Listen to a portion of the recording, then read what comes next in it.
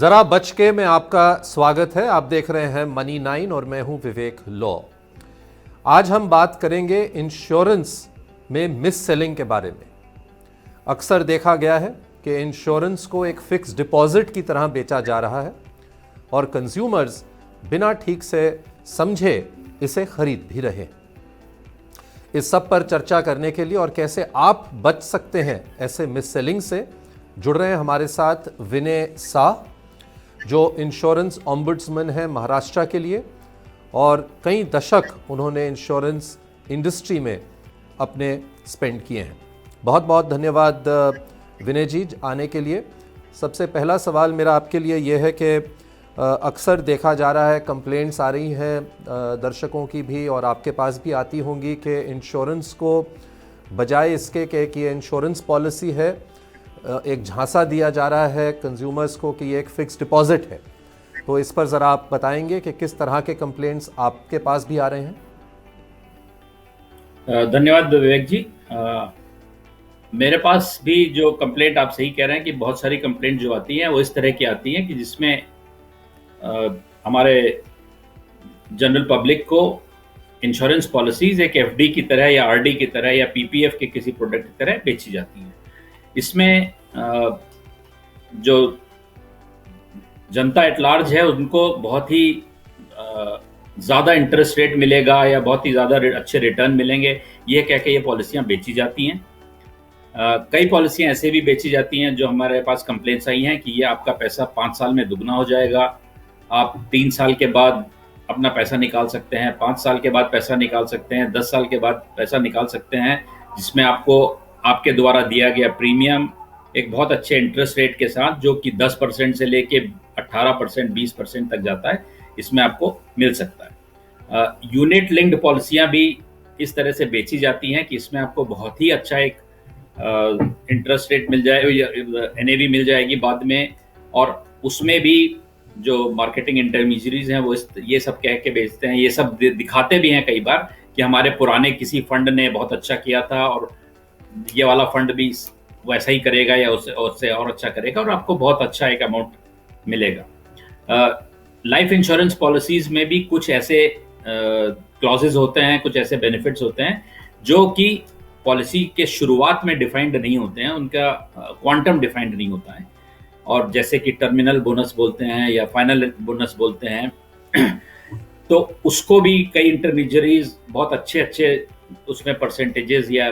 Quantum दिखा के policy धारकों को बेच देते हैं कि ये इतना ज़्यादा आपको मिलेगा, और कई या ज़्यादातर केसेस में आपको एफडी से भी ज़्यादा पैसा मिलेगा, आरडी से भी ज़्यादा पैसा मिलेगा। तो इस तरह की कंप्लेंट्स हमारे पास बहुत सारी आती हैं। जी,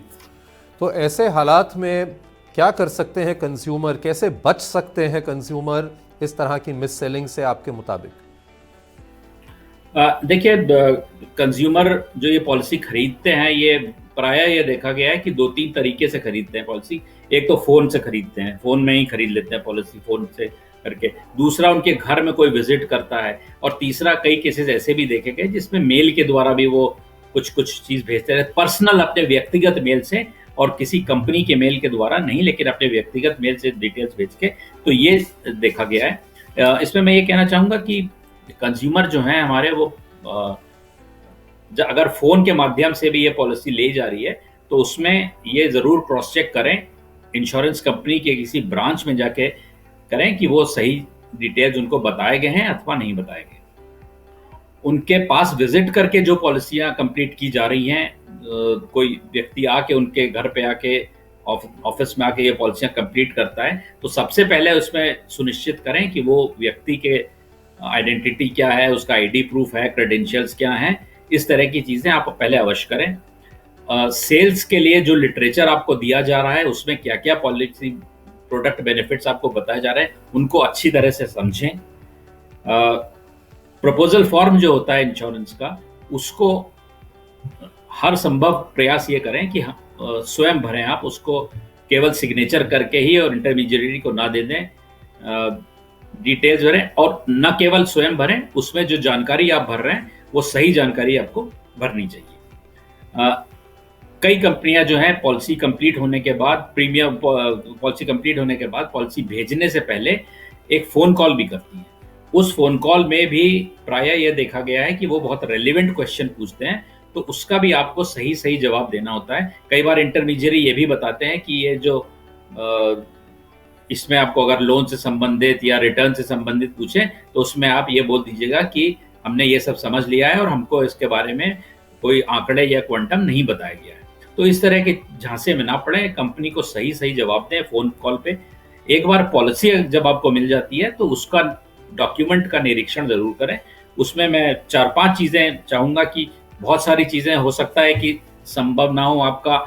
पढ़ना तो संभव होगा लेकिन पढ़ के समझना हो सकता ना संभव हो, लेकिन 4-5 चीज़ें अवश्य उसमें देखें कि उस पॉलिसी में आपको प्रीमियम कितना पेमेंट करना है, उस प्रीमियम को सिंगल प्रीमियम है या कितने वर्षों तक पे करना है, पॉलिसी आपकी कितने वर्षों की है, आपकी पॉलिसी में मैच्योरिटी बेनिफिट क्या कहे गए हैं, डेथ बेनिफिट क्या कहे गए हैं, क्या क्या चीज़ें गारंटीड हैं, क्या क्या चीज़ें आपको पॉलिसी टर्म के अंत में बताई जाएंगी, और सरेंडर के उसमें क्या क्लॉजेस हैं, सरेंडर में आपको क्या मिलेगा। ये सारी चीज़ें मैं चाहूँगा कि कंज्यूमर इन सारी चीज़ों को अवश्य समझे, और उसके बाद ही, क्योंकि पॉलिसी मिलने के 15 दिन तक आपके पास ये एक प्रोविजन रहता है, कूलिंग ऑफ प्रोविजन जिसको बोलते हैं, जिसमें आप पॉलिसी वापस कर सकते हैं और अगर आप उसके किसी भी टर्म्स एंड कंडीशन से तो इसमें कंज्यूमर को ये भी जानना चाहिए कि कुछ ना कुछ भाग जो है वो मॉर्टेलिटी प्रीमियम की तरफ जाता है, तो आपका बाकी का ही प्रीमियम कंपनी जो है वो इन्वेस्टमेंट पर्पसेस के लिए या बोनस डिक्लेयर करने के लिए इत्यादि के लिए यूज करती है। इसमें मैं एक बात और कहना चाहूँगा कि कुछ ना कुछ रिस्पॉन्सिबिलिटी कंपनी की भी होती है, और उसमें कंपनी विशेष को भी प्रयास करना चाहिए कि वो जिससे बिजनेस अपना ले रहे हैं, जो इंटरमीडिएट से बिजनेस ले रहे हैं, उसकी स्टैंडिंग क्या है, उसकी प्रोफाइल क्या है। नंबर 2, कंपनी को अपने क्लाइंट्स के लिए एक कस्टमर आईडी क्रिएशन करना चाहिए तुरंत पहले प्रपोजल आने के साथ ही, जिससे ये पता चल सके कि इस क्लाइंट को किसी भी इंटरमीडिएटरी द्वारा कितनी पॉलिसियां दी जा रही हैं। ये उस पॉलिसी धारक के फाइनेंशियल अंडरराइटिंग के लिए बहुत ही आवश्यक है, और कंपनीज को प्रायः हर केस में प्रपोजर का इनकम प्रूफ अवश्य लेना चाहिए। और अंत में मैं ये कहना चाहूँगा कि कंपनी को उन केसेस पे विशेष ध्यान देना चाहिए जिसमें इंश्योरेंस जिस जगह की जा रही है वो अगर उस जगह से डिफरेंट है, जहाँ जिस ब्रांच में ये इंश्योरेंस कंप्लीट किया जा रहा है या दिया जाता है, जो इंट्रोड्यूस किया जाता है, तो उसमें एक कंपनी को प्रावधान ऐसा क्रिएट करना चाहिए कि ये लिखित में सूचना चाहिए कि ऐसा क्यों किया जा रहा है। तो ये सब चीज़ें अगर कंज्यूमर भी ध्यानकारी रखें, कंपनीज भी कुछ ध्यानकारी रखें, तो इस तरह की कंप्लेंट प्रायः समाप्त, तो मैं नहीं कहता 100% हो जाएंगी, लेकिन काफ़ी हद तक कम होने में